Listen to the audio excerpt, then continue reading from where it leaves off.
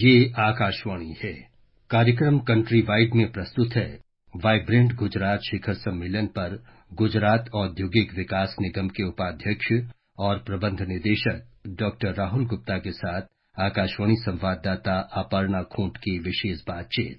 ये vibrant Gujarat global summit का 10वां संस्करण आज से शुरू हुआ है। तो इस बार के सम्मेलन की क्या विशेषताएं रही है और पिछले 20 साल की अगर हम बात करें तो ये सम्मेलन क्यों खास है, कितने देश यहाँ जुड़ गए हैं, इसके बारे में आप बताइए।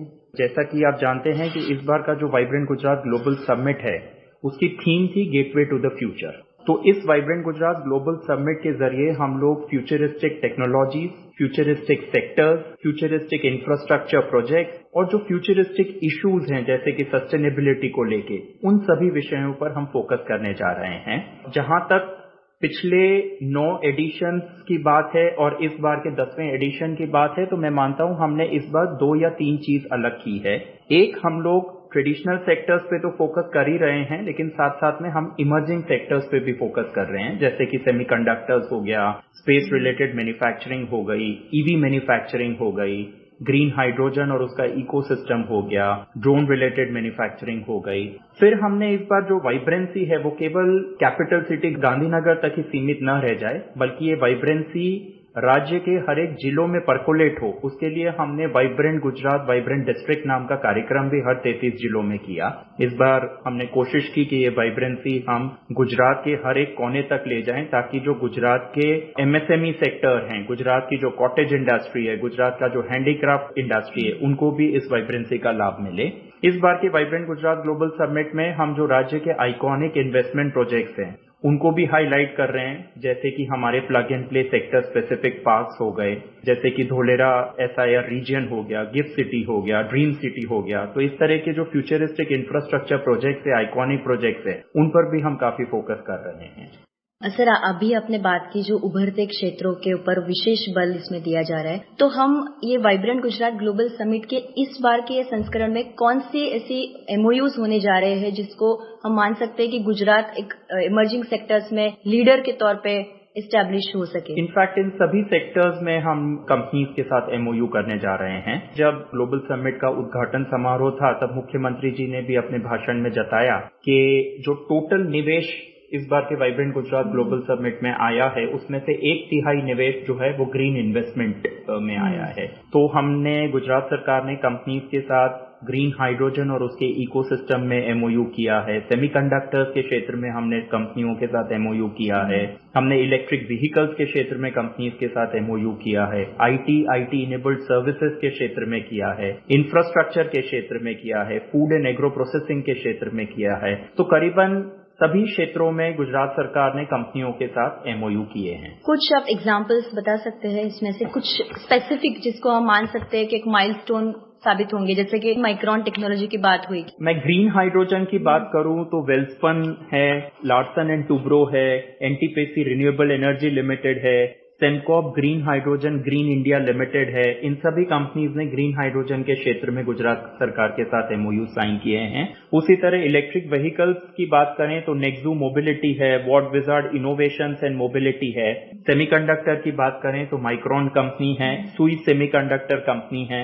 उसी तरह से अगर हम एग्रो एंड फूड प्रोसेसिंग की बात करें तो कोको कोला ने हमारे साथ एक बहुत बड़ा एमओयू किया है।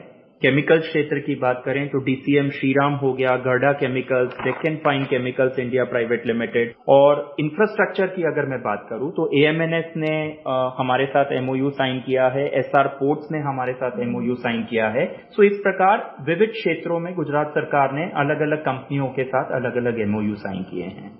और ये अभी आपने थोड़ी देर पहले बताया कि जो फ्लैगशिप प्रोग्राम्स है और ये जो मतलब गुजरात सरकार के महत्वाकांक्षी प्रोजेक्ट है जैसे गिफ्ट सिटी एक है या धोलेरा स्मार्ट सिटी है, तो उनको लेके कुछ वाइब्रेंट गुजरात परिषद में खास कुछ हो रहा है? धोलेरा और गिफ्ट सिटी जो है वो गुजरात सरकार के फ्यूचरिस्टिक इंफ्रास्ट्रक्चर प्रोजेक्ट्स हैं। गुजरात सरकार ने अपने नीतियों के जरिए इन इंफ्रास्ट्रक्चर प्रोजेक्ट्स पे काफी भार किया है। इस बार के वाइब्रेंट गुजरात ग्लोबल समिट में हम गिफ्ट सिटी पर करीबन 2 सेमिनार हम आयोजित कर रहे हैं। एक ग्लोबल फिनटेक सीईओज के साथ जो वार्तालाप है वो माननीय प्रधानमंत्री जी की हाजिरी में होने जा रहा है। उसी तरह से हम गिफ्ट सिटी में जो अपॉर्चुनिटीज है उसके ऊपर भी एक सेमिनार करने जा रहे हैं। लाइकवाइज धोलेरा पर भी आज के दिन हमने एक सेमिनार किया जहां पे धोलेरा में क्या अपॉर्चुनिटीज अवेलेबल है, किन क्षेत्रों में अपॉर्चुनिटीज अवेलेबल है, किस प्रकार का इंफ्रास्ट्रक्चर राज्य सरकार वहां डेवलप करने जा रही है, उसके बारे में लोगों को आज इस सेमिनार के माध्यम से बताया गया। ये पूरे 3 दिन के जो आयोजन के बारे में थोड़ा हमारे श्रोताओं को बताइएगा कि कौन से कार्यक्रम इसमें हो रहे हैं, और ये ट्रेड शो का भी एक इनॉग्रेशन हुआ तो उसके बारे में भी थोड़ा विस्तार से बताइए। तो आप जैसे कि जानते हैं कि 9 तारीख को माननीय प्रधानमंत्री जी की हाजिरी में हमने ग्लोबल ट्रेड शो का उद्घाटन किया। ग्लोबल ट्रेड शो एक बहुत ही वाइब्रेंट गुजरात ग्लोबल समिट का एक बहुत ही अटूट हिस्सा है। तो इस ट्रेड शो का माननीय प्रधानमंत्री जी ने तारीख 9 जनवरी को उद्घाटन किया। 10 जनवरी को इस पूरे वाइब्रेंट गुजरात ग्लोबल समिट का उद्घाटन समारोह सुबह आयोजित किया गया और माननीय प्रधानमंत्री जी के हाथ से इसका उद्घाटन हुआ। उसके बाद दिन के दरमियान हमने 4 विषयों पे सेमिनार का आयोजन किया था। एक विकसित भारत 2047 में गुजरात का क्या भूमिका रहेगी उस पे एक सेमिनार का आयोजन किया था। उसी प्रकार से धोलेरा के ऊपर एक सेमिनार का आयोजन किया गया। Aircraft manufacturing and MRO operations से रिलेटेड एक सेमिनार का आयोजन किया गया और पीएम गति शक्ति पे हमने एक सेमिनार का आयोजन किया। इसी के साथ साथ हमने लगभग 14 जितने अलग अलग कंट्री और स्टेट सेमिनार्स का आयोजन किया और 2 ऑर्गेनाइजेशन सेमिनार्स का आयोजन किया।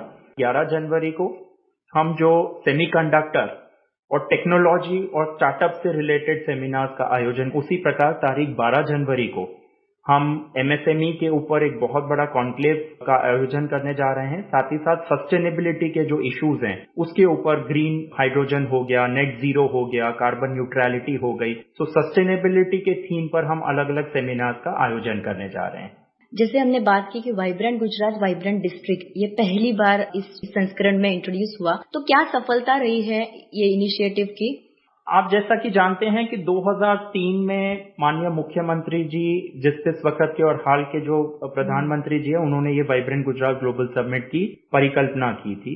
और मैं मानता हूं कि आज देश में शायद ही कोई ऐसा इन्वेस्टमेंट या बिजनेस समिट होगा जो वाइब्रेंट गुजरात ग्लोबल समिट की तरह इंक्लूसिव हो। जब मैं बोलता हूं कि ये समिट इंक्लूसिव है, इसका मतलब ये है कि हमने जो उद्योगपति हैं, जो राज्य के अलग अलग जिले हैं, उनको भी इस वाइब्रेंट गुजरात ग्लोबल समिट में राज्य की जो ग्रोथ है उसमें उनको भागीदार बनाया है।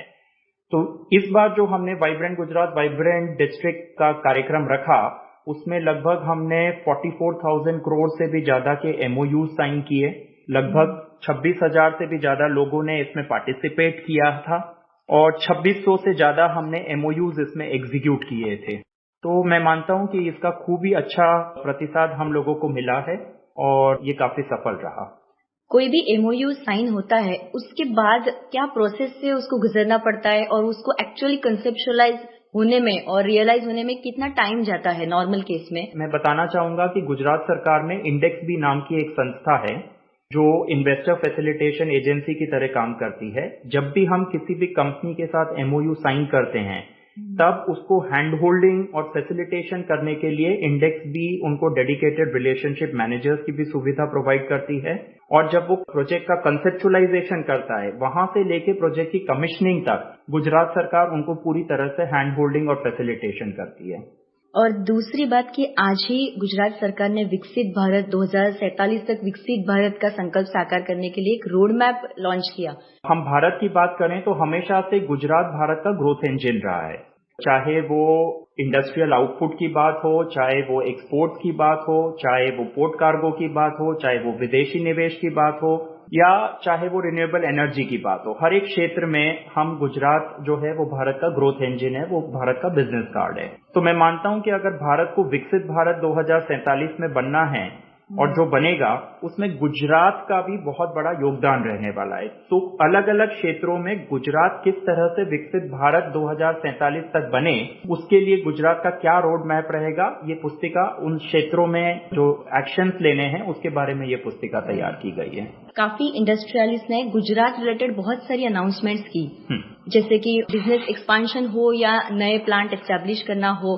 तो ये अमृत काल का विजन हमें अगर साकार करना है तो ये अगर सब चीज रियलाइज हो तो ये हमें बहुत बड़ा फायदा होगा। 2-3 ऐसे प्रमुख प्रोजेक्ट्स के बारे में आप बता सकते हो? जो उद्घाटन समारोह था, अगर आपने उसे सुना हो तो मिस्टर गौतम अडानी, जो चेयरमैन अडानी ग्रुप है, उन्होंने अनाउंस किया कि वो गुजरात में आने वाले दिनों में 2 लाख करोड़ से भी ज्यादा का निवेश करने जा रहे हैं और लगभग 1 लाख से भी ज्यादा direct and indirect jobs generate करेंगे।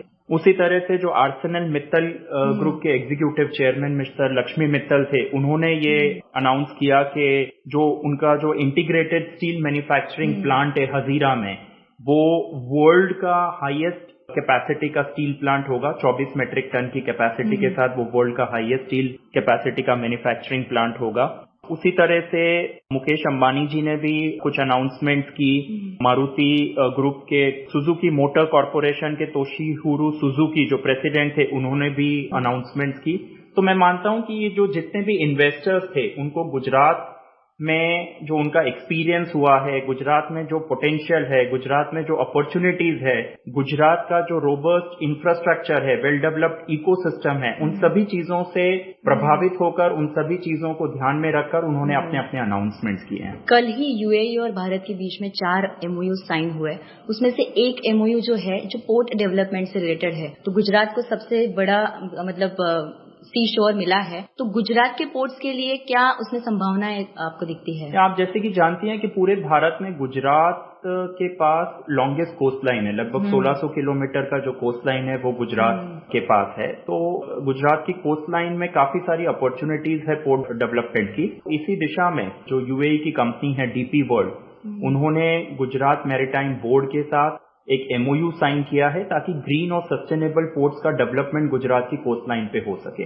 ट्रेड शो में एमएसएमई के ऊपर इस बार बहुत फोकस है, तो उसमें थोड़ा विस्तार से बताइए कि एमएसएमई को वाइब्रेंट गुजरात ग्लोबल समिट से क्या फायदा होगा, क्योंकि गुजरात तो सबसे बड़ा एमएसएमई का हब है, तो कैसे वो ग्लोबली कनेक्ट हो पाएंगे? किसी भी देश की या किसी भी राज्य की जब आप इकोनॉमिक ग्रोथ की बात करते हैं तो मैं मानता हूं एमएसएमईज का एक बहुत बड़ा योगदान रहता है।